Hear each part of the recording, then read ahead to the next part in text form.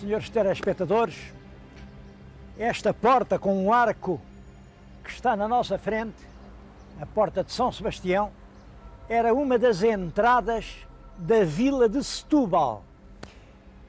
Portanto, a entrada era aqui que a vila acabava. Hoje fica rigorosamente no centro da cidade. E o nosso tema vai ser precisamente este: Setúbal, de ontem e da manhã. Há a ideia de que Setúbal é uma cidade muito antiga, que vinha do tempo dos romanos, e até mostram, olha, aquilo era romano, vocês estão a ver aqueles buracos ali. Bom, aquilo era realmente uma fábrica de preparação de garum, uma conserva de peixe, e está hoje no centro da cidade. Mas havia realmente aqui uma cidade romana de certa importância, que era Setóbriga, mas isso não quer dizer que Setóbriga seja Setúbal. Acontece como as árvores. Era uma árvore, essa cidade morreu completamente. Durante toda a Idade Média não há o menor vestígio dela. E depois apareceu, muito mais tarde, já no século XIII, uma pequena localidade, lá embaixo ao pé do rio, uma localidade de pescadores, que veio a ser Setúbal. Portanto, Setúbal é uma terra que, pode-se dizer, nasce no século XIII. É interessante saber como nasceu.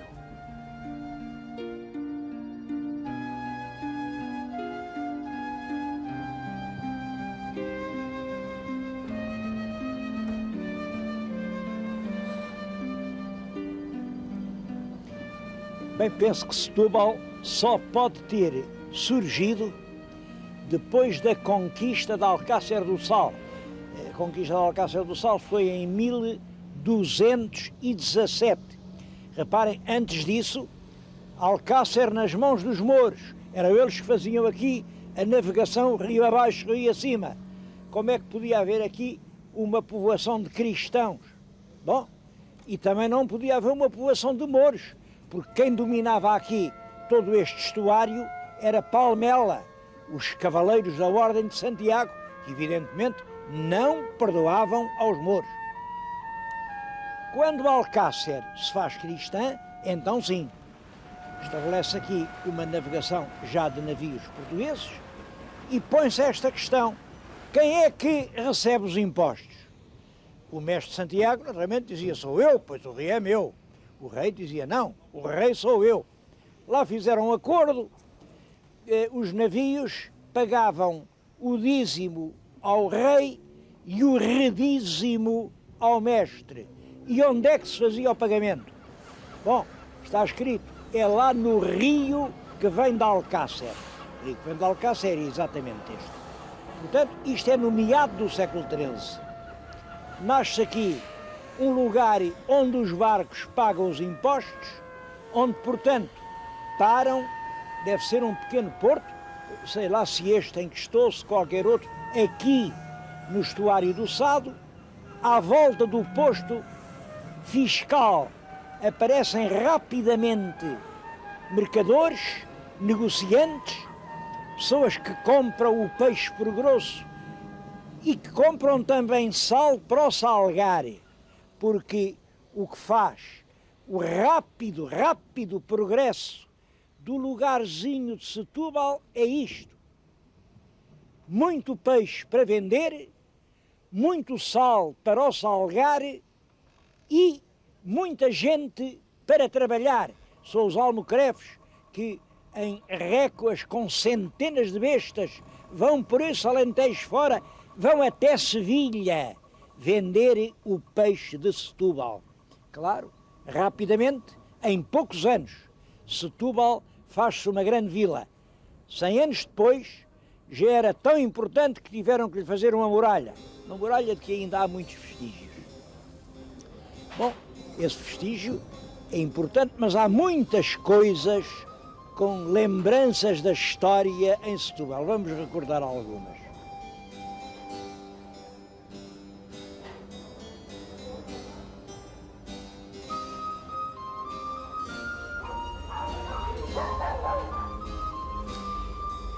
uma das memórias dramáticas de Setúbal liga-se ao rei Dom João II, como sabem, o príncipe perfeito. Estou-lhes a falar aqui numa esquina do Troino. O Troino é um bairro de Setúbal, um bairro popular. Aqui é uma encruzilhada de ruas e, se virem bem, está ali na esquina uma cabeça coroada. Dizem que é El Rei Dom João II. Aqui naquela outra porta está outra vez a mesma cabeça, mas aí com uma frase latina. Uma frase que correspondia muito bem ao que o Dom João II pensava. É claro, é uma frase latina, não vou dizer o latim, não vale a pena, mas em português quer dizer isto: se Deus está por mim, quem é que quer estar contra mim? É realmente a teoria do absolutismo. Este lugar, por causa destes monumentos, ficou relacionado com uma tentativa de regicídio. Os nobres, em 1484, conjuraram-se e resolveram tirar a vida ao rei. Essa história é uma história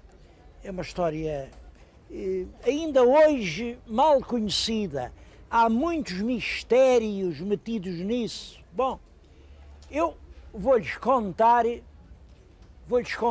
uma das versões e aproveito, vou contá-la não aqui, na esquina do regicídio, mas no próprio lugar onde o conspirador, o chefe dos conspiradores, o Duque de Viseu, pagou com a própria vida. Vamos até lá.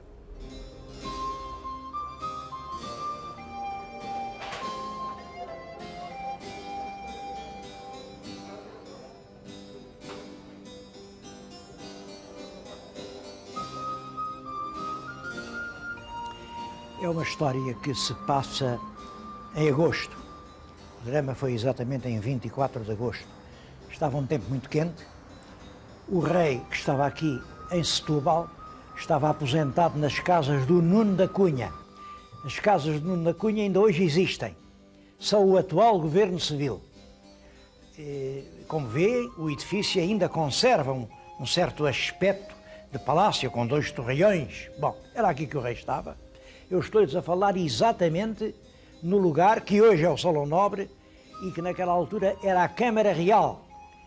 Era aqui que El Rei Dom João II dava os seus despachos. Bom, mas ele, nessa altura, tinha ido, estava muito quente, e tinha ido espairecer até Alcácer do Sal. Ele era bom caçador, tinha ido com um grupo de cavaleiros, enfim, até Alcácer, e o projeto era depois de Alcácer para cá vir de barco.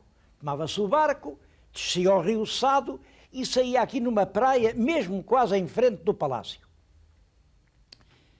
Estava o rei em Alcácer quando recebe a visita do Dom Vasco Coutinho. O Dom Vasco Coutinho era um fidalgo ainda jovem, ambicioso, um homem que estava muito descontente, estava zangadíssimo com o rei, porque precisava de dinheiro para viver e não lhe dava. O Dom João II não era homem para dar nada a ninguém. E o rapaz, furioso, zangou-se com o rei e resolveu sair de Portugal.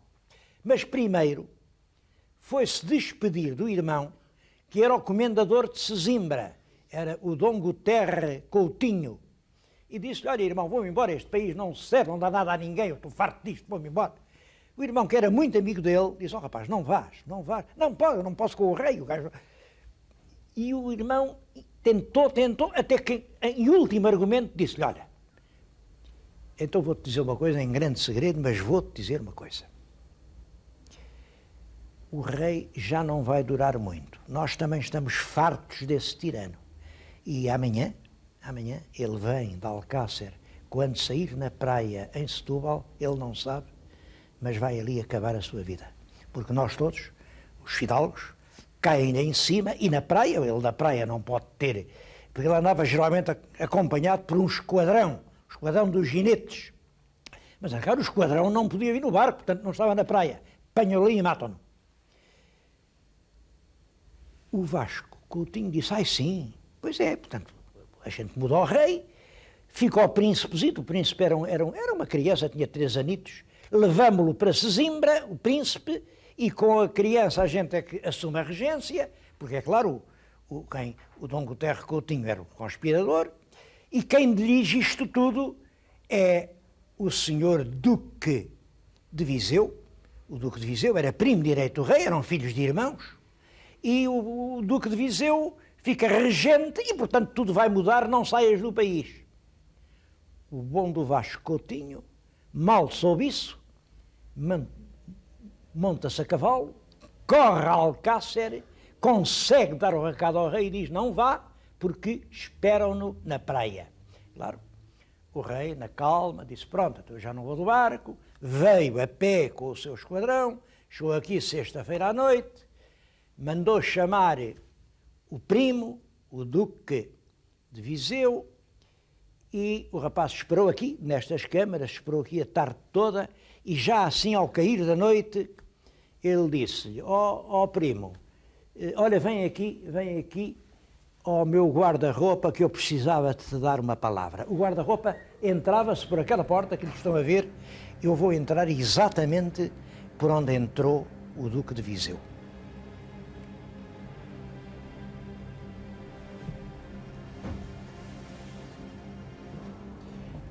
O que se passou depois aqui, naturalmente, cada um contou à sua maneira. Como sabem, há uma versão muito bonita. O rei perguntou ao Duque: primo, o que é que tu fazias a um tipo que andasse atrás de ti para te matar? O Duque respondeu: matava-o eu primeiro, senhor, pois lavraste a tua própria sentença. Foi-se a ele? Bom, eu conheço memórias escritas que mostram que a coisa foi de uma forma completamente diferente. Aqui, na antecâmara, que estava forrada de reposteiros, um pouco como ainda hoje, estavam ocultos 3 fidalgos que eram homens famosos pelas suas forças. Era o Dom Pedro Dessa, alcaide-mor de Moura, era o Diogo da Zambuja, outro gigantão que era famoso pela força física e era um homem brutal e sangrento, e era o almirante Lope Mendes, outro homem também de uma grande valentia, habituado a... Mal o Duque entrou, de trás do reposteiro sai o Dom Pedro Dessa, abraça-o pelas costas, o rei diz ao almirante: agora mata-o com o teu punhal. O almirante respondeu-lhe: senhor, eu não sou um carrasco, eu estou aqui para proteger a vida de Vossa Alteza, não para matar ninguém. Quem depois o matou, portanto, ou foi o Diogo da Zambuja ou foi o próprio rei. O que se sabe é que fecharam logo as portas do palácio, até à noite ninguém soube coisa nenhuma, e aos primeiros clarões da madrugada de domingo levaram o corpo do Duque, que estava crivado de facadas, levaram-no numa padiola até à igreja de Santa Maria, onde o enterraram como um criminoso. Claro, o resto já se sabe. O bom Vasco Coutinho foi logo feito conde de Borba, é assim que nasce. O conde de Borba, que depois deu origem aos condes de Redondo, é certo que o Vasco Coutinho tinha pedido ao rei: senhor, só peço uma coisa, é que não mate o meu irmão. E o rei não matou, mas mandou, foi preso para a torre do Castelo da Viz, e na manhã seguinte o bom do Guterres Coutinho estava morto. E veio o Dom Vasco e diz ao rei: então Vossa Alteza prometeu que o não matava. E o rei respondeu-lhe: eu não o matei, eu nem saí daqui, eu não o matei. E ele é que morreu. Devo dizer que esta história impressionou muito a época, muito. O Lope de Vega, por exemplo, tem uma peça magnífica chamada O Duque de Viseu, e ainda hoje, aqui em Setúbal, se diz que o fantasma do Duque anda nesta sala. A certas horas vêem-se aqueles reposteiros, tremer, ninguém sabe porquê. Dizem que é o fantasma do Duque que ainda passeia aqui. Com a morte do Dom Diogo, Duque de Viseu, está ligado este monumento que é hoje o mais ilustre monumento de Setúbal. É a igreja do antigo Convento de Jesus. E está ligado por isto. É que o Duque de Viseu tinha um irmão, Dom Manuel, e o irmão tinha uma ama, era a Justa Rodrigues Pereira. A ama fez um voto: se aquele príncipe do qual ele era ama chegasse ao homem, ela prometia fazer uma igreja. É claro, o Dom Manuel, como sabem, não só chegou ao homem, como chegou a rei. Foi o grande rei Dom Manuel. E depois o Dom Manuel ajudou a ama a fazer a igreja. A igreja é de facto notável, é obra do mestre Boitaca. O mestre Boitaca foi o mesmo que fez os Jerónimos. Se olharem para aquela janela, lembra-lhes imediatamente a cabeceira dos Jerónimos. É um monumento muito discutido porque a praça antiga, castiça, que estava na frente, foi há poucos anos transformada nisto que estão a ver. Isto é uma coisa que desagradou profundamente aos setubalenses. Ainda hoje todos eles protestam contra este arranjo. Eu acho que é um protesto com razão. E no interior a conservação também é muito má. Há anos demais que isto está à espera de obras. Olhem para o estado a que isto chegou.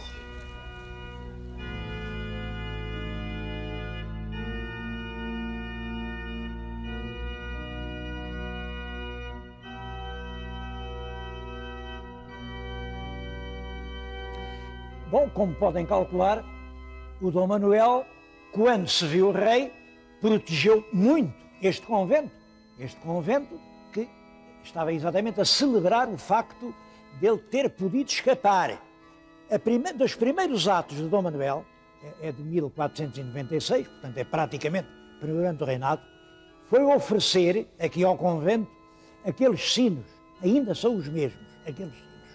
Bom, e muitas coisas que permitiram ao convento encher-se de tesouros artísticos. Até hoje chegou uma coleção de quadros extraordinária. Só essa coleção, só para a ver, vale a pena visitar Setúbal. A coleção está preservada, está bem exposta. Gostava de chamar a atenção particularmente para um quadro, por uma razão curiosa. Este quadro tem aqui 3 santas, é a Santa Clara, a Santa Inês e a Santa Coleta. A Santa Clara, eu estou a falar-lhes isto por causa da Santa Clara, todos sabem, Santa Clara era, enfim, uma grande admiradora do São Francisco de Assis, de quem era amiga pessoal, e teve um grande desgosto, portanto, por não poder sair do convento, mas tinha aquela regra da clausura e não poder ir ao funeral do São Francisco. Mas contou ela, e está escrito, escritos do tempo dela, portanto do século XIII, que ela mesmo sem sair da cela, às horas do funeral, fixava uma parede branca que havia diante dela e viu, cena após cena, todo o grande e comovido funeral do São Francisco de Assis. Por causa desse episódio, Santa Clara foi recentemente eleita em Itália a padroeira da televisão de todo o mundo. Bom, muita gente na televisão ainda não sabe que tem uma padroeira. Estou aqui a apresentá-la, é esta, a Santa Clara.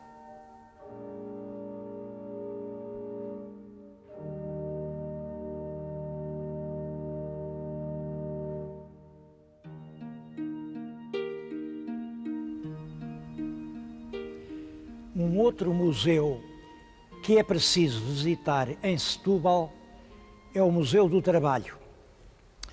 Este museu está aberto há poucos anos, é mantido pela Câmara Municipal e tem isto que eu acho realmente muito simpático. Está sempre aberto, exceto, claro, à segunda-feira, que é a altura que... E as entradas são gratuitas. O Museu do Trabalho eu acho importante que que se tenha feito em Setúbal um Museu do Trabalho, porque justamente Setúbal é a cidade do trabalho. Cada cidade tem sempre qualquer coisa importante a que se agarra. Claro que Évora é a cidade do trigo, Braga é a cidade dos arcebispos, Aveiro é a cidade do moliço. Setúbal é a capital do trabalho. Quem fez a cidade não foram senão os braços dos trabalhadores. E este museu vem revelar o trabalho dos setubalenses em muitas áreas. Isto que estamos aqui a ver, imaginem, reconstituíram hoje com manequins o que foi uma fábrica de conservas. As conservas marcam o grande surto de Setúbal em frente no século XX. Particularmente entre as guerras, a sardinha na lata é preciso para as rações dos soldados e nessa altura Setúbal progride muito. Hoje esse período da sardinha passou, pertence ao passado, como aliás aqui em Setúbal quase tudo pertence ao passado. Mas é recordado aqui nesta sala. O museu é grande, tem muitos outros aspectos e aqui fica um pedido. Telespectador, quando puder, vá a Setúbal ao Museu do Trabalho. O museu tem o nome do Michel Jacobetti. Também me impressiona isto, como sabem, ele não era português, ele era francês, mas era um francês, ele era corso, era da Córcega, a ilha da Córcega pertence à França, portanto posso dizer que era francês. E eu acho que ninguém fez tanto por valorizar o trabalho e o esforço dos portugueses como Jacobetti. Foi com toda a justiça que lhe deram o nome deste museu.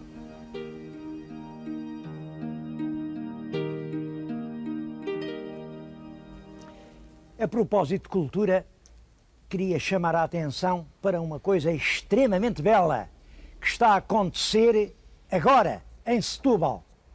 Vêem na minha frente uma casa em construção.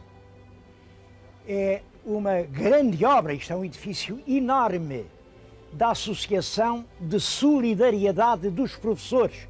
A ideia é esta, fazer em todas as capitais de distrito do país, mas a primeira é Setúbal, lares para os professores que precisem de um lar, por qualquer razão, porque estão sozinhos, porque estão velhos, porque são pobres. Bom, e está aqui a nascer este grande centro de apoio ao professor. Professor de qualquer grau, aqui ninguém distingue. Costuma-se dizer professores primários, secundários. Primário é quem lhe chama, secundário, porquê? O ensino que leva ao emprego, superior é quem? O que há é pessoas que exercem a nobre profissão de ensinar.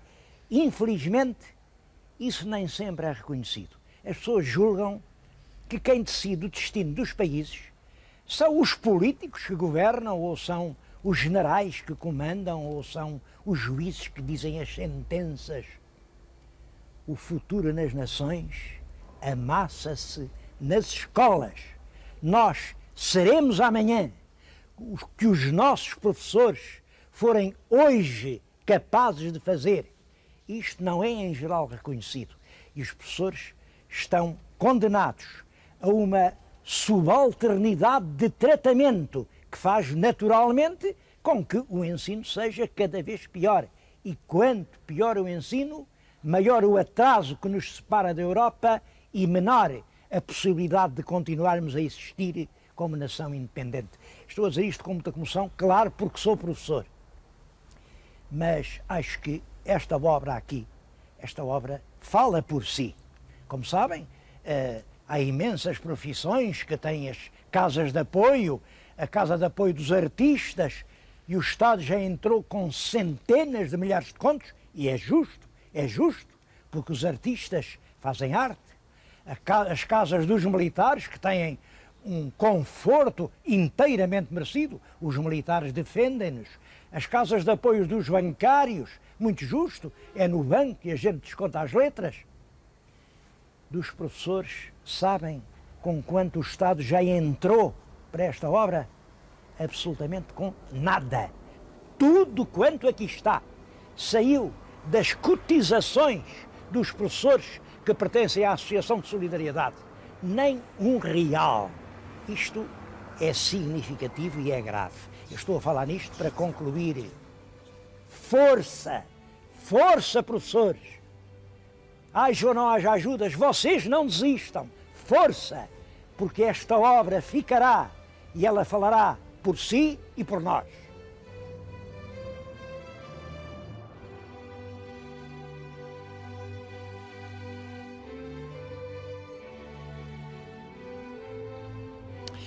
Bom, mas as razões para gostar de Setúbal não são só as do passado, são principalmente as do presente. É uma cidade, de certo modo, única nisto. Para o lado direito está protegida por uma reserva natural, o Parque da Serra da Rábida, uma grande reserva botânica onde não se pode construir. Portanto, vem de lá sempre um vento de ervas, um vento de árvores, um vento puro. Do outro lado é a Reserva Natural do Estuário do Sado, também é interdita a construção. Em frente é a grande superfície líquida do estuário, de onde vem um sabor salgado, uma atração de praia e de mar. Isto faz de Setúbal realmente uma cidade muito sedutora. Além disso, é claro, há as condições que as pessoas conhecem. Há aqui um peixe extraordinário, há aqui muito boa comida. Em suma, é uma cidade com uma excelente qualidade de vida. Bem, e oxalá continue a ser. É claro, temos que pensar que o futuro, naturalmente, se eu fosse aqui uma pessoa, enfim, um político a fazer um discurso para agradar, dizia que o futuro vai ser extremamente brilhante. Eu realmente penso que o futuro exige um grande esforço de organização, porque Setúbal fica apenas a 40 quilómetros de Lisboa. Durante todos estes séculos teve uma muralha que a protegia da invasão do Lisboeta. Essa muralha era o Rio Tejo. Bem, hoje fizeram as pontes, estão a fazer os comboios. Em breve, Setúbal vai ficar apenas um arrabal de Lisboa. E nessa altura, se não houver, enfim, a preocupação de defender o que Setúbal tem de seu, perderá uma parte do seu encanto. Bom, mas isto são agoiros sombrios e é um desafio. O meu telespectador, venha enquanto é tempo.